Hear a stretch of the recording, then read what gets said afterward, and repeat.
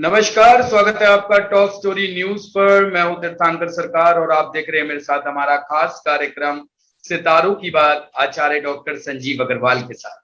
दर्शकों, रोजाना हम आप लोगों के लिए ज्योतिष से जुड़ी, हमारे देश से जुड़ी और विश्व से जुड़ी तमाम जो नई नई जानकारियां हैं वो आप तक हम लगातार पहुंचा रहे हैं। लगातार हमारी कोशिश रहती है कि आप लोगों का जो है ज्ञानवर्धन होता रहे, आप लोगों को रोज कुछ ना कुछ नया ज्ञान जो है वो मिल सके, रोज हम आपको नई नई जानकारियां जो है वो उपलब्ध करा सके। साथ ही साथ हम लगातार कोशिश करते हैं आप लोगों की जो समस्याएं हैं उन समस्याओं का समाधान भी जो है हम समय समय पर करते रहे। और साथ ही जो है हम आप लोगों को जो देश हित के मुद्दे होते हैं वो भी हम अपने मंच के जरिए जो है लगातार जो है उठाते रहते हैं। आज हम बात करने वाले हैं, एक बहुत ही महत्वपूर्ण विषय है। आचार्य जी से मेरी बात हो रही थी तो हम लोगों को लगा कि काफी महत्वपूर्ण विषय और इस पर चर्चा भी होनी चाहिए। ये भारत के पर्यटन को लेकर भी है, इस पर भी हम चर्चा करेंगे।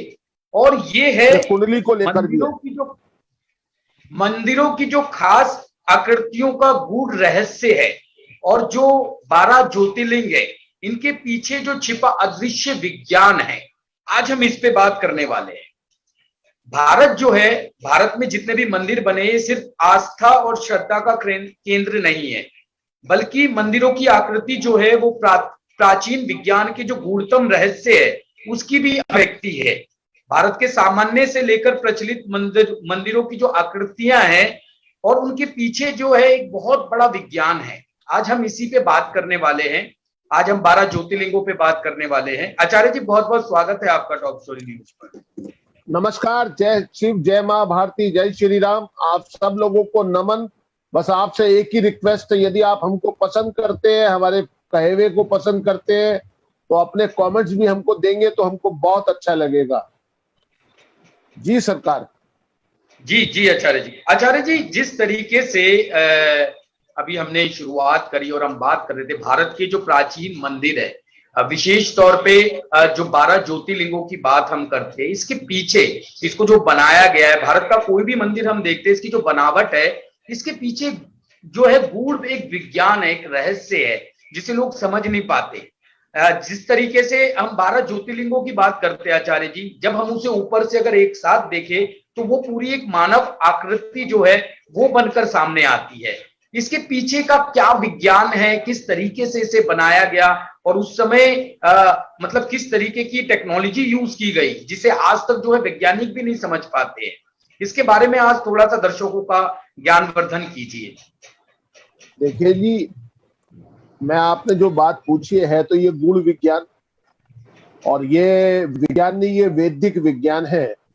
12 ज्योतिर्लिंग 12 राशियों के मुखिया हैं और सतयुग में ही इसकी नींव रखी गई थी जी। और हर जो शिवलिंग है, हर जो ज्योतिर्लिंग है वो क्रमवार मैं आपको सुना देता हूं, उसके बाद आपको कथानक पे आता हूं। स्पाइरल बोलते हैं चक्राकार जी, स्पाइरल चक्राकार जी, यानी कि आध्यात्मिक शांति के लिए जिसका निर्माण हो, धरती की अग्नि को समाप्त करने के लिए या शांत करने के लिए रिएक्टर का निर्माण हुआ है, वो चक्राकार स्पाइरल है वो। और उसी के नीचे शिवलिंग जो धरती की गर्मी को सहन ताप करने के लिए बनाए गए हैं या स्थापित हुए हैं का निर्माण हुआ है। और ये जो जितने भी शिवलिंग हैं ये एक ही सीध में है और सबके नंबर 777, 555, 999, 111 जीरो से लेके एक ही लाइन के अंदर आते हैं। सबसे पहले पहली राशि से लेके और आखिरी राशि तक सबसे पहले बताता हूं आपको 12 ज्योतिर्लिंग। गुजरात के गिर में सोमनाथ में, गुजरात के गिर सोमनाथ में सोमनाथ महादेव मंदिर, श्री शैलम आंध्र प्रदेश में मल्लिकार्जुन, उज्जैनी मध्य प्रदेश में महाकालेश्वर, ओंकारेश्वर खंडवा मध्य प्रदेश, ओंकारेश्वर, इसको ओंकारेश्वर ममलेश्वर भी कहा जाता है, जो मिट्टी के शिवलिंग धरती के दूसरी तरफ बने और नर्मदा में एक ओंकारेश्वर है। और रुद्रप्रयाग में उत्तराखंड में केदारनाथ भगवान, पुणे जी महाराष्ट्र में भीमा शंकर, वाराणसी में काशी विश्वनाथ, उत्तर प्रदेश त्र्यंबकेश्वर में, नासिक त्र्यंबकेश्वर में त्र्यंबकेश्वर भगवान शिव, देवधर जी में भगवान वैद्यनाथ, झारखंड द्वारका, गुजरात में नागेश्वर, जी रामनाथ स्वामी रामेश्वरम जिनकी स्थापना जी श्री राम ने और द्वापर में की थी तमिलनाडु में, और अंत में मीन राशि के लिए औरंगाबाद महाराष्ट्र में घुमेश्वर महादेव मंदिर। इस तरह इनकी रचनाएं हैं। दोस्तों, ये जो मैंने आपको बताया, ये 12 शिवलिंग 12 लिंगों के लिए स्थापित है। धरती की ऊष्मा और गर्मी को शांत करने के लिए स्थापित है, प्लस मानव के कल्याण के लिए स्थापित है। एक कालसर्प दोष का भी इसके अंदर देखते हैं कि हम लोग देश के 5 भागों में पैदा होते हैं, उत्तरी भारत, पूर्वी भारत, दक्षिणी भारत, पश्चिमी भारत, मध्य भारत। अब लोग ये बता देते हैं साहब आप चले जाइए नासिक में, वहां पितृदोष शमन करा दीजिए। गलत बताते हैं। जो व्यक्ति जिस क्षेत्र में पैदा होता है उसे उसी क्षेत्र के स्वामी के पास जाके रुद्राभिषेक करके अपना काम को पूरा करना पड़ता है। कालसर्प दोष का निर्माण की समाप्ति वहीं पर होगी जिस क्षेत्र में आप पैदा हुए हैं। ऐसा नहीं है कि आप घर के माता पिता को भूल के पड़ोसी के माता पिता को आप पैर छूने जाएं तो उससे आपको लाभ होने वाला नहीं है। जब आप प्रकृति के करीब से देखते हैं तो आपको पता चलता है कि प्रकृति एक एनिमेटेड गणितज्ञ संरचना है, और जब आप इसे समझना और उस पर विचार करना शुरू करते हैं तो ये एक नए सौंदर्य और विस्मय की ओर ले जाता है। इस सृष्टि की चीजों की योजनाओं में मेरे स्थान की अधिक समझ की ओर ले जाता है। उन जानवरों, फूलों, पेड़ों, पहाड़ों, आकाशगंगा और ब्रह्मांड के चारों ओर अपना लपेटना कठिन है। यहां तक कि हमारे शरीर भी एक इंटरेक्टिव जैवियर सॉफ्टवेयर प्रोग्राम के स्वयं प्रकृति कृति फैक्टल से अधिक कुछ नहीं है। इसके आगे की बात करता हूं। मधुमक्खी के छत्ते का एक ज्योमेट्रिक पैटर्न होता है। प्रवासी पक्षी ठीक उसी तरह यात्रा करते हैं जैसे समुद्र में मछली के स्कूल करते हैं। इन सभी प्रिंटों में अधिकांश इस रचना में स्वर्ण उत्पाद और फाइब्रोनेचिंग सप्लिंग के आधारित है। स्वर्ण अनुपात और फाइब्रोनेचिंग सप्लिंग प्रकृति के, और जहां भी इसका डीएनए और सप्लिंग के लिए कुछ करना पड़ता है तो पृथ्वी और चंद्रमा और ग्रहों के आयामों में कोई फर्क नहीं पड़ता। हम कहां देखते हैं? हम भंग ज्योतिर्मयी देखते हैं। भंग ज्योतिर्मयी का एक दिलचस्प उदाहरण मानव उंगलियां हैं। एक उंगली में 3 जोड़ होते हैं और हमारे हाथ में एक भंग होता है जिसमें 3 जोड़ होते हैं, और इसलिए यह कहा जाता है कि यहाँ बड़ा या छोटा दुरावदार फ्रैक्टल पैटर्न वही है। व्यक्तिगत रूप से मुझे लगता है कि प्रकृति में कुछ यथार्थ नहीं है और सहयोग भी कुछ नहीं हो सकता, क्योंकि प्रकृति का निर्माण खुद ईश्वर ने किया है। मानव निर्मित प्रकृति नहीं है। पेड़ और झाड़ियां बेतरतीब दिखाई देती है लेकिन वे नहीं है। प्रत्येक पेड़ में उनकी तरह अनुसार फ्राइनेचिंग अनुक्रम के आधार पर पत्ती और शाखाओं का क्रम होता है। आप देखेंगे बेल पत्थर 3 पत्ते से लेके 19 पत्तों तक का बेल पत्र होता है, हमेशा एक पत्ता ऊपर की ओर रहता है। तथा यह भी है कि हमारा शरीर जानवर, पक्षी, मछली, कीड़े, सूक्ष्म जीव, पौधे और पेड़ों में विशेष गणितीय सूत्र द्वारा आधार दिया गया है। यह दर्शाता है कि विशेष रूप से बनाए गए प्रत्येक जाति का अपना अनुपात सुनहरे राशन के आधार पर होता है और फाइब्रोनेची अनुक्रम पर फिर सभी 12 ज्योतिर्लिंगों के साथ भारत के नक्शे के मध्य से जाने पर मैंने पाया है कि वह भी एक ज्योतिर्मय आकार का अनुसरण कर रहा है। जैसे आपने बताया था कि मानव आकृति दिखाई देती है, यह एक फाइब्रोनेची सप्लिंग और गोल्डन स्पाइरल का भी अनुसरण कर रहा है। द्वादश शिवलिंग के वे स्थान है जहां भगवान शिव प्रकाश स्तंभ के रूप में प्रकट हुए थे। वे चारों ओर ऊर्जा बिखेरते हैं। उन्हें इस तरह के कैसा रखा गया? क्या इन स्थानों का उनके चारों ओर फैली ऊर्जा का कोई प्रभाव पड़ता है? क्या ज्योतिर्लिंगों में ऐसा कोई ज्योतिर्मय स्थान, कोई उनके पीछे विशेष कारण या महत्व है? मुझे नहीं लगता, लेकिन इसके पीछे भी ज्योमेट्री वाकई हैरान करने वाली है।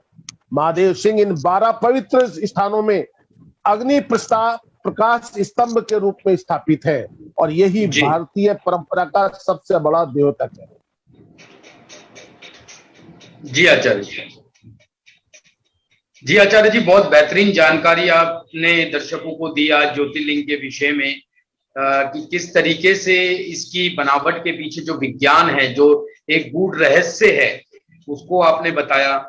आचार्य जी, जिस तरीके से अभी हम देखते हैं कि भारत में पर्यटन की अगर हम बात करें तो बहुत चीजें हैं देखने के लिए, बहुत चीजें, इतने गूढ़ रहस्य है। अगर हम मंदिरों की बात करते हैं, अगर हम जगहों की बात करते हैं, उसके बाद भी हम देखते हैं विशेष तौर पर लोगों का आकर्षण जो है वो विदेशों की तरफ बढ़ा रहता है। लोग विदेशों की तरफ घूमने बहुत जाते हैं, जबकि अभी तक लोगों ने शायद हमारे देश में भी पूरे देश का भ्रमण नहीं किया होगा, यहाँ इतनी चीजें देखने के लिए। तो इस पर आप क्या सोचते हैं कि इस पर क्या कहीं क्या कमी रह गई, क्या जागरूकता की कमी है, लोगों को पता नहीं है जगहों के बारे में, जिसकी वजह से पर्यटन थोड़ा सा जो है अभी भी जो और बढ़ सकता है वो उस हिसाब से नहीं बढ़ पाता है? देखिए, सरकार की उदासीनता इसके अंदर सबसे आड़े हाथों आती है।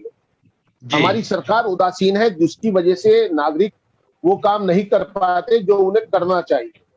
अभी की कुछ दिन की एक घटना है कि मैं अभी गंगानगर मेरठ के अंदर है, वहां पर एक मैंने पेड़ देखा, उसके अंदर गणेश जी की आकृति मुझको निकलती दिखाई दी। मैंने उसके अंदर जो गणेश जी की आकृति थी उसके ऊपर पेंट करा दिया गणेश जी के कलर का, और गणेश जी के कलर से मतलब है भगवे रंग का जी। और उसके बाद वो गणेश जी की आकृति पूरी हो गई, लोग उसे पूजने लगे जो कल तक उसको जानते नहीं थे। हमारे यहाँ जितने भी पहाड़ है उसके अंदर ऐसी बहुत सी आकृतियां हैं। आपने देखा होगा यूरोप के अंदर वो आइसक्रीम खाती हुई महिला को देखने के लिए, या एक फव्वारे के अंदर एक बच्चा मुतता हुआ दिखाई देता है, उसको देखने के लिए विदेश जाते हैं। लेकिन हमारे यहाँ तो हर जगह पर यूनिक चीजें बनी हुई है इस देश में। अगर हमारे देश के अंदर पर्यटन स्थलों की स्थिति को संभाल लिया जाए तो पूरे देश के अंदर कम से कम 14,000 पर्यटन स्थल ऐसे होंगे जो संसार को अलौकिक कर देंगे। अभी आपने देखा कि विश्व में सबसे बड़ी मूर्ति अमेरिका के अंदर लगी हुई थी और आज हमारे देश में है। अर्थात कुछ करने से ही कुछ आगे की ओर प्राप्ति होगी। और सबसे बड़ा उद्योग पिछले बेशक 1.5 साल से ये थोड़ा नुकसान में चल रहा है, लेकिन आने वाले वक्त में जितना लाभ सरकार को पर्यटन से हो सकता है उतना लाभ किसी और चीज से नहीं होने वाला है। जी जी आचार्य जी, बहुत बहुत धन्यवाद आपका दर्शकों को इस विषय पर इतनी महत्वपूर्ण जानकारियां देने के लिए, उनका मार्गदर्शन करने के लिए। कुछ सवाल हमारे पास यहाँ आचार्य जी आ गए हैं। अंकिता मल्होत्रा जी ने हमें अपना प्रश्न भेजा है। इनकी डेट ऑफ बर्थ है 3 फरवरी 1993 और समय है इनका 12:44 दिन के, दोपहर के। Place of birth? Place of birth Delhi. ये जानना चाहती है आचार्य जी कि काफी समय से जो है ये कारोबार कर रही थी, पीछे इनका कारोबार बंद हो गया और काफी समय से घर बैठी है, नई शुरुआत इनकी नहीं हो पा रही है। जब भी शुरुआत करती है कुछ ना कुछ रोड़ा, कुछ ना कुछ अड़चन आ जाती है, तो क्या करे इसके लिए? इनको थोड़ी तो माइग्रेन की समस्या रहती है और तो बहुत संवेदनशील है। साथ ही इनका 7वें घर का राहु, इनका वृश्चिक लगन है और मिथुन राशि में शनि की ढैया चल रही है। अगर आप देखेंगे तो इनका राहु जो इनका पति स्थान का और व्यापार स्थान का स्वामी है, यदि ये राहु का उपचार कर ले तो इनके व्यापार में सही लाभ हो जाएगा। इनको थोड़ी माइग्रेन की प्रॉब्लम भी बनती है। सूर्य और शनि इनके 9th हाउस के अंदर है और वो भी मकर राशि के। इन्हें शाम को छिपता हुआ सूरज देखना चाहिए और एक चांदी का छल्ला अपने उल्टे हाथ के अंगूठे में डाल लेना चाहिए सोमवार के रोज, तो इनके सभी चीजों के अंदर लाभ हो जाएगा। जी जी आचार्य जी, बहुत बहुत धन्यवाद। और उम्मीद है अंकिता जी आपको भी आपके प्रश्नों के सवाल मिल गए होंगे। आचार्य जी ने जो उपाय आपको बताए हैं, नियमित तौर पर उन उपायों को आप कीजिए, आपको अपनी लाइफ में सकारात्मक जो बदलाव है वो दिखना शुरू होगा। और सभी दर्शकों से मेरा अनुरोध है, अगर आपके कुछ सवाल है तो हमें लिख भेजे, अपनी समस्याओं को हमें नीचे दिए गए नंबरों पर लिख भेजे ताकि हम उसके समाधान लेकर आचार्य जी से आप तक पहुंचा पाए। अब दर्शकों, इस समय वक्त हो चुका है आज का राशिफल और भविष्यफल जानने का, कैसा बीतने वाला है आज का दिन। आचार्य जी, आपसे अनुरोध करूंगा कि दर्शकों को बता दीजिए आज कैसा बीतेगा उनका दिन। आज आज 29 जुलाई 2021 गुरुवार का दिन है, छठी है आज, और सावन मास है, भगवान शिव का माह है ये। मेष राशि की बात करते हैं। पिता को अपने बच्चों को मार्गदर्शन देने के लिए आज का दिन जाना जाएगा। आपके बच्चे अगर किसी चीज के अंदर परेशान है तो आप उनका मार्गदर्शन करें। आज का दिन आपको आत्म संतुष्ट और बुद्धिमान के रूप में बनाने के लिए तत्पर है, लेकिन प्रयास आपको करना पड़ेगा। कोई महत्वपूर्ण निर्णय आप ले सकते हैं जिससे आपको आगामी समय में लाभ होगा। आती है वृक्ष राशि, स्वाति का शुक्र है। पिता को अपने परिवार और बच्चों के साथ अधिक समय बिताने की आवश्यकता है। उनके पास प्रेम और देखभाल की कमी है, जिसकी वजह से बच्चे आपकी कम सुनते हैं। आपको उनके साथ कोऑर्डिनेशन बना के चलना पड़ेगा। साथ ही भोजन के अंदर बहुत व्यवस्थित रहना पड़ेगा। आपकी लाइफ के अंदर जो भागदौड़ चली आ रही है उसको थोड़ा व्यवस्थित करिए, उससे आपको लाभ होगा। आती है मिथुन राशि। मिथुन राशि का स्वामी बुध है और अष्टमें शनि की ढैया चल रही है। ये समय आपके लिए मानसिक ताकत का है। थोड़ा प्रयास कीजिए। जो लोग बैंक में और सरकारी कार्यालय के अंदर लिपिक के तौर पे या उस तरीके के कार्य कर रहे हैं, उनके लिए आज का दिन अच्छा है। शत्रु आपका कुछ नहीं बिगाड़ पाएंगे। जो लोग बहुत परेशान थे उनकी परेशानी भी खत्म हो सकती है। साथ ही अपने शौक के लिए भी आप कुछ वक्त निकाल सकते हैं। आज का दिन आपका देखा जाए तो कुल मिला के अच्छा है। आती है कर्क राशि। मन का स्वामी चंद्रमा आपका स्वामी। आप किसी ऐसे व्यक्ति को आकर्षित हो सकते हैं जो भविष्य में आपको लाभ देगा, लेकिन आप उसे नहीं जानते होंगे। अगर आप उद्योग और व्यापार से जुड़े हुए हैं तो आपको लाभ की स्थिति बनती है, लेकिन आप किसी पर अति विश्वास करने से बचें। आपको यह भी सलाह दी जाती है कि कुछ आप अलग करने की कोशिश ना करें। ट्रेडिशनल अगर आप चलेंगे तो हमेशा लाभ उठाएंगे। सिंह राशि आती है। इसमें आत्मा का कारक सूर्य इसका स्वामी है। आज आपका ध्यान सार्वजनिक गतिविधियों की ओर आकर्षित होने की संभावना है। अधिक खर्चा करने की जगह कम खर्चे के अंदर ज्यादा काम करेंगे तो आपको पैसे की भी बचत होगी और लाभ भी होगा। साथ ही शाम तक होते होते आपको अपनी जो खोई हुई ताकत है वो मिलने लगेगी और आप अपने काम को सैद्धांतिक तौर से कर पाएंगे। आती है कन्या राशि। बुध आपका स्वामी है। अस्वाद आपके प्रत्येक व्यक्ति से दूर ले जाने की कोशिश करेगा, लेकिन आपको डिप्रेशन में नहीं आना है। अपने काम को करते रहिए मन और कर्म से। यदि आप अपने कार्य को करेंगे तो निश्चित तौर से सफलता आपको धीरे धीरे शाम तक मिल जाएगी। आप किसी को कोई ठुकराई हुई चीज को ग्रहण ना करें, उससे आपका मनोबल टूटेगा। आज का कोई आपकी अपेक्षित कोई मदद कर सकता है। आती है तुला राशि। शनि की ढैया चल रही है। शुक्र आपका स्वामी है। आपके मन में जो निराशा छाई हुई है वो धीरे धीरे छटेगी। आपको कोई संगीत जैसी चीज से लाभ लेना चाहिए, संगीत सुनना चाहिए। उससे जो आपके मन के अंदर थोड़ा सा परेशानी है वो ठीक होगी। आप कोई व्यापार या नौकरी के अंदर है तो वहां से आपको धीमा लाभ मिलेगा, लेकिन अगर आप कर्मशील है, कर्म करते रहिए, आपको धीरे धीरे लाभ हो जाएगा। आज का दिन आपके लिए कुल मिला के मध्य है। किसी की बातों पर आकर उससे तकरार मत करिए, उसमें सिर्फ आपका नुकसान होगा। आती है वृश्चिक राशि। मंगल आपका स्वामी है। आप बहादुर हैं और सक्रिय हैं। आप ऊर्जावान हैं। अपनी ऊर्जा को जाया ना होने दे। जो काम आपने कल से ठान रखा है उस काम में अपना समय लगाएं, उससे आपको लाभ मिलेगी। जिन लोगों के रिश्ते और जिन लोगों की बातें चल रही हैं वो भी फाइनल होने के दौर में पहुंच जाएंगी। आपके बच्चे यदि पढ़ रहे हैं तो आप उनका साथ दीजिए, तो आपके बच्चे भी पढ़ाई के अंदर कोई अच्छा करेंगे। आती है धनु राशि। धनु राशि का स्वामी गुरु है। समय आपका अनुकूल है। थोड़ा अपने विचारों को केंद्रित कीजिए और थोड़ा धर्म की पुस्तकों का ज्ञान लीजिए, उससे आपको लाभ होगा। यदि आपको कोई सुस्ती और उदासी आती है तो उसके लिए भी आपको कुछ परिवार के साथ समय बिताने से वो समय भी आपका ठीक हो जाएगा। कुल मिला के आपका जो समय है वो अच्छा रहने वाला है। आती है मकर राशि। शनि की 7.5 में दूसरी ढैया चल रही है। हालांकि काफी तनाव बना रहता है, लेकिन उसके बाद भी समय आपके अनुकूल चल रहा है। आप एक खुली मानसिकता के व्यक्ति हैं। अगर आप व्यापार कर रहे हैं तो कुछ अच्छा करेंगे। जो आपको व्यक्ति नया मिलता है, आप जरूरी नहीं कि उसकी बातों पर विश्वास करके उस काम को आगे करें, लेकिन फिर भी कुल मिला के अब ये समय आपका लगभग आपको लाभ देने वाला है। अपना ध्यान रखिए और अपने स्वास्थ्य का ध्यान रखिए। खट्टी और ठंडी चीजों का सेवन आपके लिए हमेशा नुकसानदायक रहा है और आगे भी रहेगा, इसलिए उससे आप बचेंगे तो आप ठीक ठाक रहेंगे। आती है कुंभ राशि। कुंभ राशि के स्वामी शनि है और इसके अंदर शनि की 7.5/24/2020 से चल रही है। आपका जो समय है वो ठीक है। आप दूसरों को अपनी ओर आकर्षित कर सकते हैं, आपको उसका लाभ मिलेगा। मन और मस्तिष्क से आपकी स्थिति साउंड है, अच्छी है, मजबूत है। आप किसी गलतफहमी में ना पड़िए, आप जिस लाइन के ऊपर चल रहे हैं चलते रहिए। जो लोग शेयर मार्केट से जुड़े हुए हैं उनको शेयर के क्षेत्र में भी लाभ हो सकता है। आप अपनी देखभाल कीजिए और साथ में अपने परिवार की देखभाल की जिम्मेदारी भी आपकी खुद की है, उसका भी ध्यान रखना पड़ेगा। आती है मीन राशि, जल तक की राशि है। तली हुई चीजों से आपको बचना होगा। अगर आपको कोई नुकसान पहुंचाने की कोशिश करता है उसे माफ बिल्कुल मत कीजिएगा, क्योंकि वो बाद में भी आपको लॉस दे सकता है। आप दूसरों की सहानुभूति बटोरेंगे, इससे आपको भविष्य में लाभ होगा।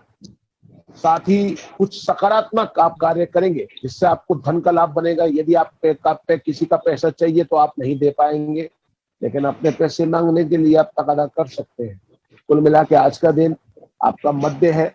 एक चीज ये भी कहना चाहता हूँ दोस्तों की दोबारा से कोरोना फैलने लगा है हमारे दक्षिणी भारत के अंदर और नॉर्थ ईस्ट के अंदर। आपको भी अपना ध्यान लगाना, वैक्सीन लगवाइए और साथ में अपने आप को केंद्रित कीजिए। भीड़ में जाने से बचें और अपना भीड़ लगाने से बचें। बाकी आपका दिन अच्छा हो। मैं आपको नमन करता हूँ। अपने कमेंट्स जरूर आप हमको दीजिए जिससे हम आपको और बेहतर जानकारियां दे सके। धन्यवाद। जी आचार्य जी, बहुत बहुत धन्यवाद आचार्य जी आपका, दर्शकों को आज उनका भविष्य फल बताने के लिए। सभी दर्शकों से अनुरोध है, अगर आपको हमारी ये वीडियो पसंद आई है तो इसे लाइक कीजिए, इसको कमेंट कीजिए और शेयर कीजिए। आपको हमारा कार्यक्रम कैसा लग रहा है हमें जरूर लिखकर भेजें। ताजा तरीन खबरों को पढ़ने के लिए लॉगिन कीजिए www.topstory.online। कहीं मत जाइएगा, बने रहिएगा खबरों में। फिर मिलेंगे कुछ नई जानकारियों के साथ, तब तक के लिए देखते रहिए टॉप स्टोरी न्यूज।